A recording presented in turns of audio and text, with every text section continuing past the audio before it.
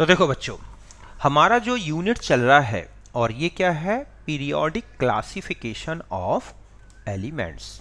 Okay, आज हम इस यूनिट में जो टॉपिक डिस्कस करेंगे और ये है क्या, पीरियोडिक प्रॉपर्टीज। क्या डिस्कस करेंगे बच्चों? Periodic properties. ओके, तो फिर स्टार्ट करते हैं। तो देखो बच्चों, पीरियोडिक प्रॉपर्टीज, इसको पहले हम डिफाइन कर लें कि प्रॉपर्टीज ऑफ एलिमेंट्स। समझ गए बच्चों? Properties of elements which show periodic variation with the change in atomic number within period और a group। बात समझ गए बच्चों कि किसी भी पीरियड में, किसी भी ग्रुप में जब एटॉमिक नंबर चेंज होता है तो जो एलिमेंट की प्रॉपर्टीज हैं उनमें एक पीरियोडिक वेरिएशन दिखाई देता है। तो इसी को बोला जाता है क्या बच्चों? Periodic properties. मतलब ऐसी प्रॉपर्टी जो एक डेफिनेट इंटरवल के बाद क्या होती हुई दिखाई देंगी, आपको रिपीटेड होती हुई दिखाई देती हैं, तो हम उनको बोलते हैं पीरियोडिक प्रॉपर्टीज। ठीक है, अब देखो ये कौन कौन सी हैं। एक तो है एटॉमिक रेडियाई, दूसरा आएगा आयोनिक रेडियाई, तीसरा है आयोनाइजेशन एनर्जी, चौथा इलेक्ट्रॉन गेन एंथैल्पी या इसी को electron affinity, electronegativity, oxidation number और केमिकल रिएक्टिविटी। हम इन पीरियोडिक प्रॉपर्टीज को एक एक करके डिस्कस करेंगे बच्चों।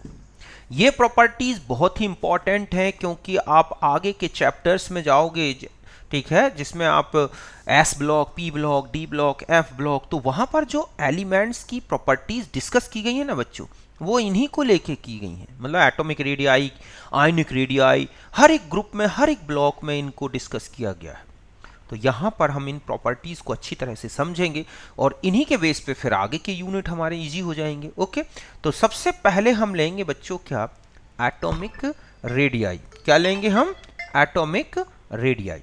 ओके, तो देखो एटॉमिक रेडियाई को डिफाइन करें तो होता क्या है। तो एटॉमिक रेडियाई मतलब होता है कि the distance of the outer most shell of an atom from centre of its nucleus. बात समझ गए बच्चों कि एटम के सेंटर के, जो न्यूक्लियस का सेंटर है, वहां से लेके और आउटर मोस्ट सेल जहां तक इलेक्ट्रॉन मिलने की प्रोबेबिलिटी होती है, वहां तक का डिस्टेंस कहलाता है बच्चों क्या, एक atomic radius. It is very small, ये बहुत ही छोटा है और जनरली इसको नैनोमीटर या एंगस्ट्रॉम में लेते हैं। 1 नैनोमीटर 10 एंगस्ट्रॉम के इक्वल होता है। And size of atom is considered to be approximately 1.2 angstrom या 0.12 नैनोमीटर। आप देखोगे कि जो एलिमेंट के एटम की जो साइज होगी मैक्सिमम 1.2 एंगस्ट्रॉम के आसपास की दिखाई देगी इस तरह से। तो यहां तक बात क्लियर है अच्छी तरह से कि the distance of outer most shell of an atom from the centre of its nucleus, कि एटम के आउटर मोस्ट सेल और न्यूक्लियस के सेंटर का बीच का डिस्टेंस है जो बहुत ही स्मॉल है और इसे नैनोमीटर या एंगस्ट्रॉम की यूनिट में लेते हैं। अब हम ये जानते हैं बच्चों कि अभी आपने देखा था अनसर्टेनिटी प्रिंसिपल में, देखा था आपने कि इलेक्ट्रॉन की मोशन स्टेट में कभी भी पोजीशन नहीं एक्यूरेट बताई जा सकती है ना, कि अगर हम एटम में देखें तो इलेक्ट्रॉन की पोजीशन फिक्स नहीं है, एक डेफिनेट बाउंड्री नहीं है जहां इलेक्ट्रॉन रिवॉल्व कर रहा होता है। इसलिए हम ये कह सकते हैं कि जो एटॉमिक रेडियाई है, इसकी एक्यूरेट वैल्यू एक आइसोलेटेड एटम में तो हम मेजर नहीं कर सकते, क्योंकि कभी इलेक्ट्रॉन बहुत ही नियरेस्ट आ जाता है न्यूक्लियस से, तो कभी बहुत दूर चला जाता है। तो इस तरह से इलेक्ट्रॉन की एक डेफिनेट पोजीशन नहीं है एटम के न्यूक्लियस के चारों तरफ, इसलिए हम एटॉमिक रेडियाई की एक डेफिनेट वैल्यू नहीं निकाल सकते। इसलिए इसको 3 अलग अलग वे में डिफाइन किया गया है जिसके बेस पर इसकी वैल्यू कैलकुलेट की गई। तो यही मैंने लिखा है कि according to uncertainty principle, position of electron in atom not well defined, ये जानते हैं आप। Therefore accurate value of atomic radius can not be measured in isolated atom. एक आइसोलेटेड एटम, एक अलग से एक एटम लेके, पहली बात तो एटम एग्जिस्ट नहीं करता, दूसरा एग्जिस्ट करेगा भी तो उसमें इलेक्ट्रॉन की पोजीशन फिक्स नहीं है, ऐसे में हम आउटर मोस्ट में कहाँ इलेक्ट्रॉन है ये एक्यूरेट बताना पॉसिबल नहीं है। इसलिए एटॉमिक रेडियाई को जो है 3 अलग अलग वे में डिफाइन किया गया है। जैसे पहला इसमें क्या आता है बच्चों, कोवैलेंट रेडियस। कौन सी रेडियस, कोवैलेंट रेडियस। तो ये क्या होती है कि दो एटम एक सिंगल बॉन्ड से बॉन्डेड हों, ठीक है, क्या हो, कोवैलेंट बॉन्ड से, मतलब दो एटम एक ही एलिमेंट के दो एटम एक दूसरे से सिंगल बॉन्ड के थ्रू कोवैलेंट बॉन्ड बना के जुड़े हों, तो दोनों एटम के न्यूक्लियस के बीच की जितनी डिस्टेंस है उसका हाफ कर दोगे तो वो निकलाएगी बच्चों क्या, कोवैलेंट रेडियस। मतलब it is half of the internuclear distance between two successively covalented atom in molecule. ये मॉलिक्यूल में दो एटम एक दूसरे से कोवैलेंट बॉन्ड के थ्रू बॉन्डेड हैं, सिंगल बॉन्ड है, तो दोनों के न्यूक्लियस के बीच की डिस्टेंस का अगर हम हाफ वैल्यू ले लें बच्चों तो वही क्या बन जाती है, कोवैलेंट रेडियस। तो इस तरह से covalent radius equal to 1/2 bond length of single bond, ठीक है, ऑफ सिंगल बॉन्ड, ठीक है। तो सिंगल बॉन्ड की डिस्टेंस को अगर हम स्मॉल डी से रिप्रेजेंट करें तो इस तरह से रेडियस हो जाएगा d/2। जैसे C सिंगल बॉन्ड C की बॉन्ड लेंथ होती है 1.54, ठीक है। तो अगर हम कोवैलेंट रेडियस ऑफ कार्बन को निकालें तो हमें मिलेगा 1.54/2 मींस 0.77 एंगस्ट्रॉम। ठीक इसी तरह से अगर हम क्लोरीन में देखें मॉलिक्यूल में तो ये बॉन्ड लेंथ होती है 198 पिकोमीटर की, तो इसका रेडियस अगर आप निकालोगे तो कितना आ जाएगा, 99 पिकोमीटर। ये किसकी, कोवैलेंट रेडियस है क्लोरीन की। ये किसकी रेडियस है बच्चों, ये है कोवैलेंट रेडियस ऑफ कार्बन। तो बात समझ गए ना कि दो एटम सिमिलर एटम, मतलब एक ही एलिमेंट के एटम, सेम एटम एक दूसरे से सिंगल बॉन्ड से जुड़े हों तो उनके न्यूक्लियस के बीच की डिस्टेंस की हाफ वैल्यू क्या कहलाती है, कोवैलेंट रेडियस। ध्यान रखें कोवैलेंट रेडियस मेनली, ठीक है, used for element which form covalent bond means non metallic element, उनके लिए मेन ये यूज होती है। फिर आता है वान डर वाल रेडियस। अब देखो बच्चों वान डर वाल रेडियस क्या कहलाती है कि अगर मान लिया जाए कि होमो एटॉमिक मॉलिक्यूल एक दूसरे के टच में हो, समझ गए ना, दो होमो एटॉमिक मॉलिक्यूल, मतलब यहां पर ये जो है ये क्या है बच्चों, होमो एटॉमिक मॉलिक्यूल। तो जब होमो एटॉमिक मॉलिक्यूल एक दूसरे के टच में हो तो दो एडजेसेंट एटम जो बॉन्डेड नहीं है, जिनके बीच में किसी प्रकार की केमिकल बॉन्डिंग नहीं है, तो दो बॉन्डेड एटम के न्यूक्लियस के बीच की डिस्टेंस का हाफ कर दिया जाए तो वो क्या निकलाएगा, वान डर वाल्स रेडियस। यही लिखा है कि it is half of the distance between the nuclei of two non bonding neighbouring atoms of two adjacent molecule in solid state. कि सॉलिड स्टेट में दो मॉलिक्यूल, होमो एटॉमिक मॉलिक्यूल जो एक दूसरे के साथ टच में हो, तो दो एटम जो कि बॉन्डेड नहीं है, केवल नेबर में है, तो उनके इंटर न्यूक्लियर डिस्टेंस का हाफ कर दिया जाए बच्चों तो वही क्या बन जाएगी, वान डर वाल रेडियस। यही लिखा हुआ है कि half of the distance between the nuclei of two non bonded neighboring atoms of two adjacent molecule in solid state. This term is used for non-metals means covalent compounds बनाते हैं और जो novel gas बनाते हैं, जैसे chlorine, fluorine, oxygen, nitrogen, इनकी भी वान der Waals radius निकाली जा सकती है। जीरो ग्रुप की तो एक्चुअली उनकी एटॉमिक रेडियाई ही वान डर वाल रेडियाई ली गई है क्योंकि उनमें कोवेलेंट बॉन्ड तो बनता नहीं है, इसलिए नहीं ली जा सकती। तो यही लिखा है van der Waals radius equal to 1/2 distance between nuclei of two of non bonded adjacent atoms, ठीक है बच्चों, ऑफ मॉलिक्यूल।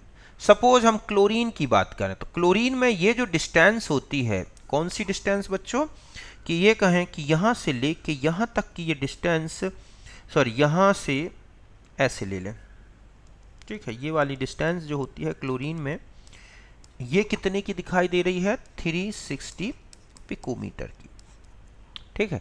तो इस डिस्टेंस का आधा कर दिया जाए, मतलब यहां से लेके यहाँ तक का, तो इसको आधा कर दिया जाए तो इस तरह से हमें क्लोरीन की क्या निकलाएगी, वांडर वाल रेडियस, जिसे मैंने VR से रिप्रेजेंट किया।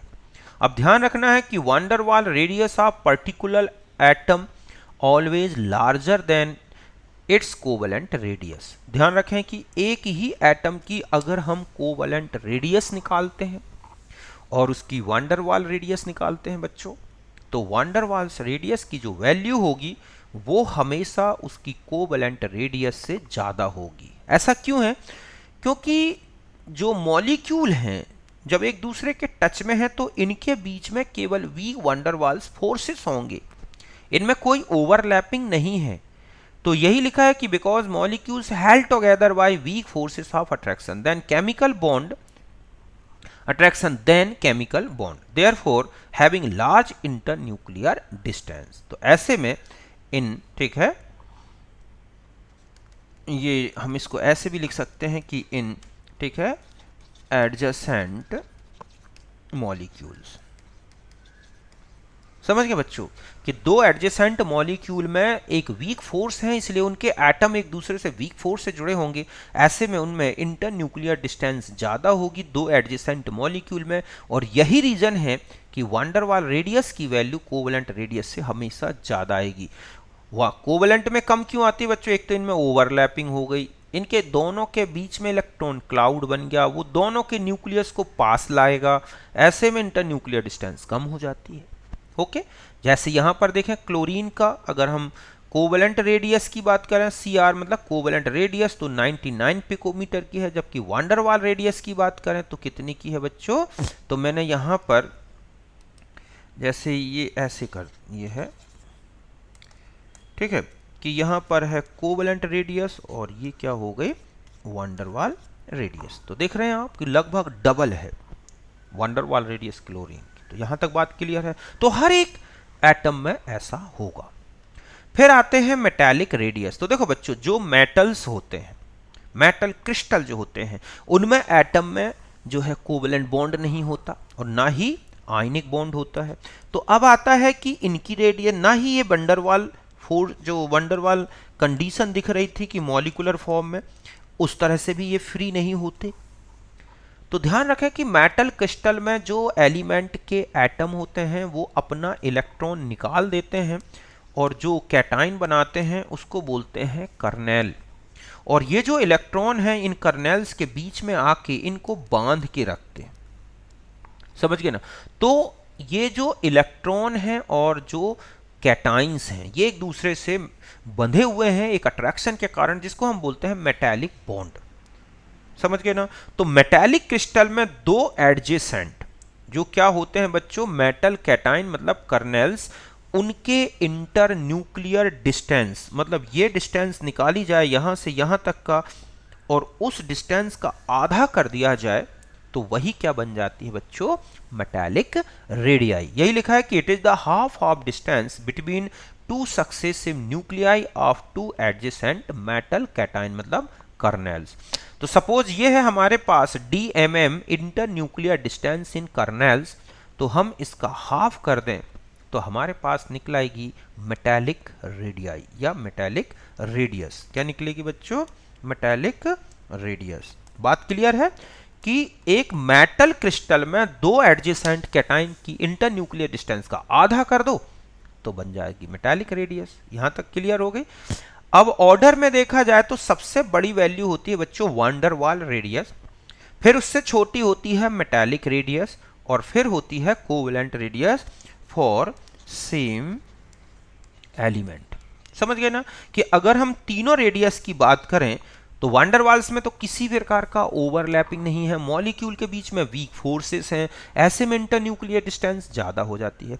अगर हम आते हैं मेटल क्रिस्टल में तो ये जो कैटाइंस हैं ये ओवरलैप्ड भी नहीं है और ना ही बिल्कुल फ्री है, इनके बीच में जो इलेक्ट्रॉन्स हैं इनको टाइट बांध के रखते हैं, इसलिए ये बीच वाली कंडीशन हो गई। और कोवलेंट रेडियस की बात करें तो एटम के क्लाउड एक दूसरे से ओवरलैप्ड है, ऐसे में उनके न्यूक्लियस थोड़ा ज़्यादा पास आ जाते हैं। तो ये एक्चुअल में ऑर्डर आता है अगर एक कोई सेम एलिमेंट आपको दिया गया, मीन्स वंडर वाल रेडियस, फिर मेटालिक रेडियस और फिर क्या आती है बच्चों, covalent radius for same element. तो एक तो ये इंपॉर्टेंट ऑर्डर, जैसे सोडियम की वंडरवाल रेडियस 227 पिकोमीटर, सोडियम की अगर मेटालिक रेडियस की बात करें तो 186 पिकोमीटर, और कोवेलेंट रेडियस की बात करें तो 155 पिकोमीटर के पास होती है। तो इस तरह से आप देख रहे हैं कि ये तीनों एक ही एलिमेंट के लिए हमें अलग अलग दिखाई देती हैं। यहां तक बात क्लियर है।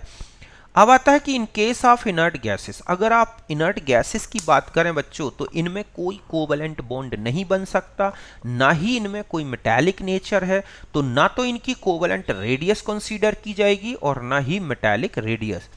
तो इनकी केवल और केवल किसको मेजर किया गया है बच्चों? Wander Waals radius.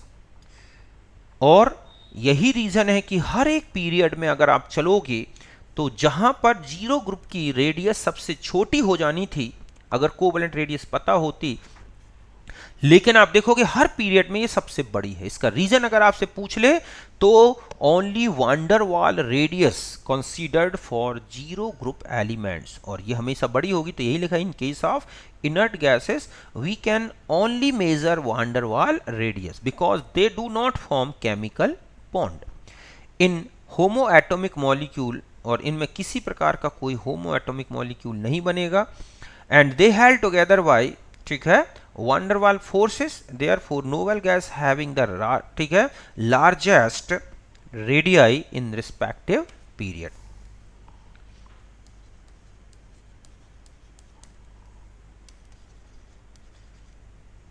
ये है, तो इनमें किसी प्रकार का होमो एटॉमिक मॉलिक्यूल नहीं बनता, तो केवल और केवल एटम की ली गई हैं और एटम की केवल वंडरवाल रेडियस। तो यही रीजन है कि आपको एक्सेप्शन दिखाई देगा, उसका रीजन है सिर्फ वंडरवाल रेडियस को कंसीडर करना। अब हम आ जाते हैं कि वेरिएशन कैसा होता है। तो देखो बच्चों, अगर हम वेरिएशन की बात करें मींस पीरियड में और ग्रुप में, पीरियोडिक टेबल के जो ग्रुप्स हैं, पीरियड्स हैं, उनमें एटॉमिक रेडियाई का एटॉमिक नंबर के साथ किस प्रकार का चेंज आता है, यही क्या कहलाता है? Variation of atomic radii. अब ग्रुप की बात करें तो ग्रुप आप जानते हैं कि इन वर्टिकल कॉलम्स जो होते हैं उनमें अगर आप ऊपर से नीचे चलोगे, in any vertical column of periodic table there is regular increase in atomic radii with increase atomic number because last electron enters in new orbit with high principal quantum number. कि आप देखते हैं कि एटॉमिक रेडियाई जो group में चलते हो बच्चों, तो वो लगातार बढ़ती जाती है। ऐसा क्यों होता है? क्योंकि आप इनका कॉन्फ़िगरेशन लिख के देख लो। अगर आप लिथियम में जाओगे तो आपको 2s1 दिखेगा, इसमें जाओगे तो 3s1 दिखेगा, इसमें जाओगे तो 4s1, इसी तरह इसमें 5s1, और यहां जाओगे तो 6s1 दिखेगा। तो इनकी नई ऑर्बिट बनती जा रही है, एक प्रिंसिपल क्वांटम नंबर बढ़ता जाता है, जिसके कारण न्यूक्लियस और आउटर मोस्ट के बीच का डिस्टेंस लगातार क्या होगा बच्चों? बढ़ता है।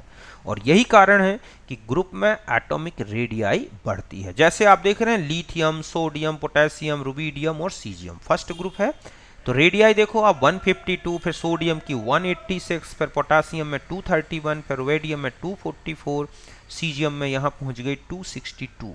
तो लगातार इस तरह का वेरिएशन दिखाई देता है।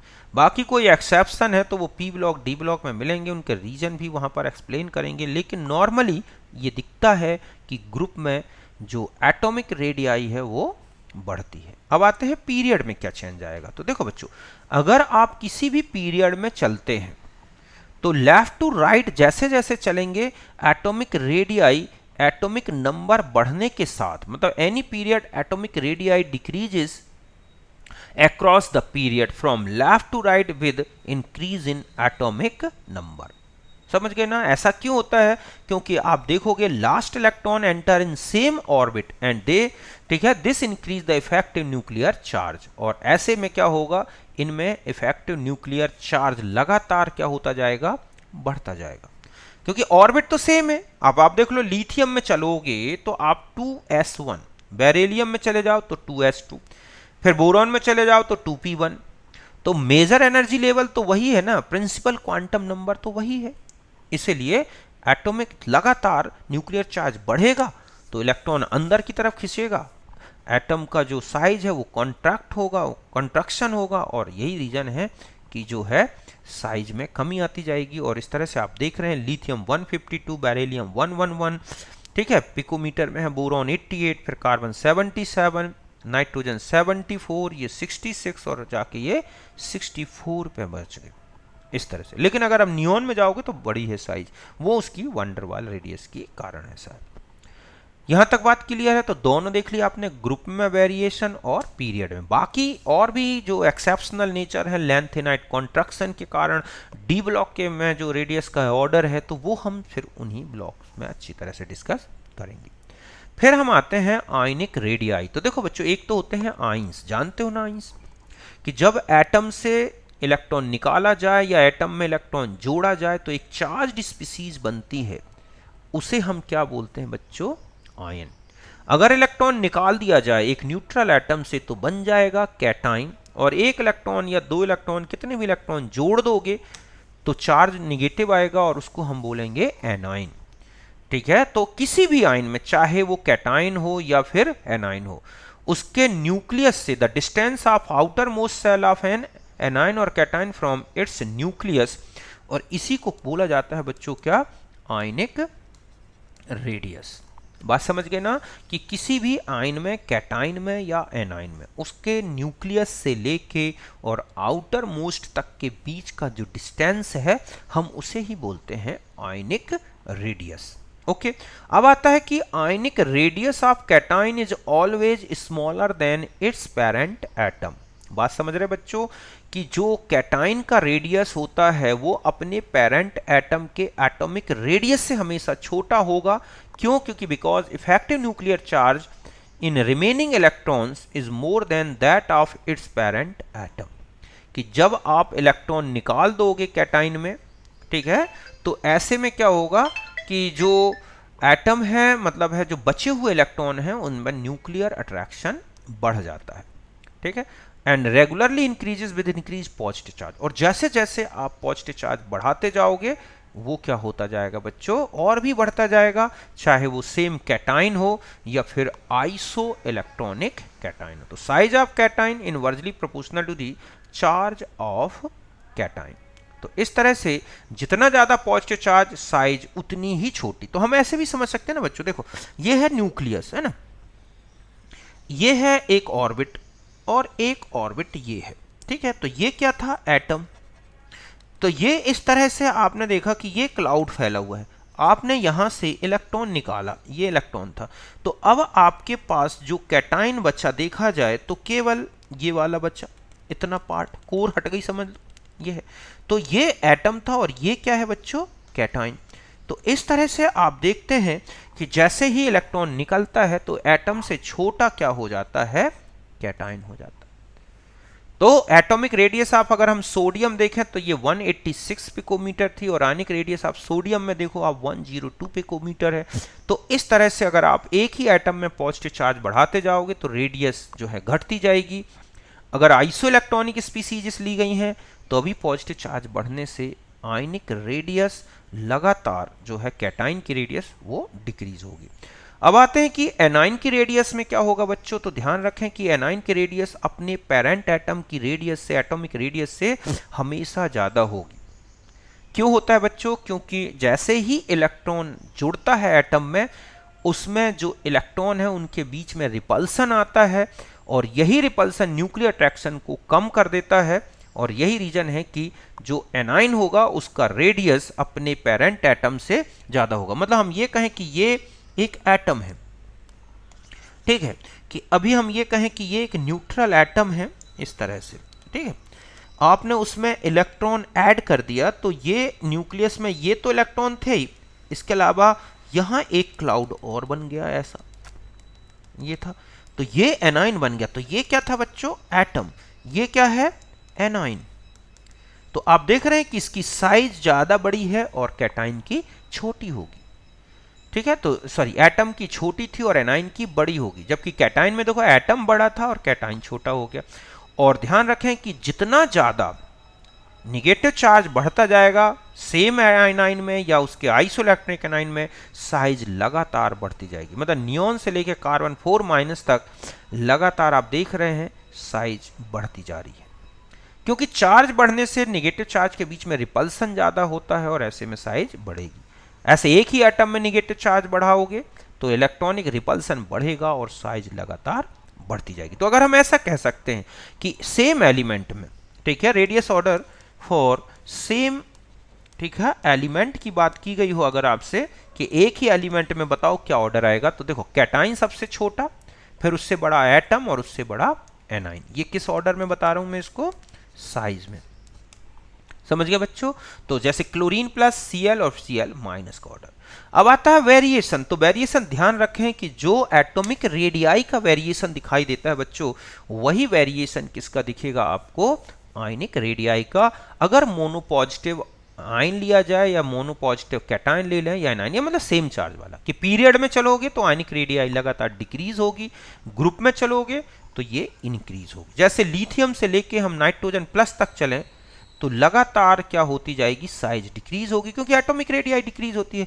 और अगर आप किसी ग्रुप में चल रहे हैं तो ये आयनिक रेडियाई बढ़ती जाएगी। ठीक इसी तरह से अगर मान लो हम ये कहें कि ये है फ्लोराइड, तो इससे बड़ा क्लोराइड, तो इससे बड़ा ब्रोमाइड, तो इससे बड़ा आयोडाइड।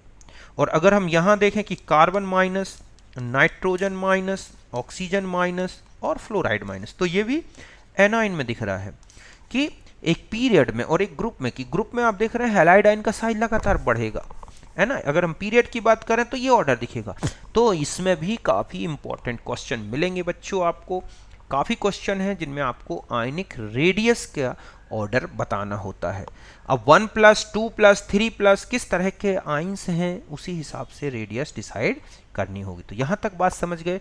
तो ये था हमारा एटॉमिक रेडियाई और आयनिक रेडियाई से जुड़ा हुआ मैटर, जिसको आपके तक पहुंचाया मैंने।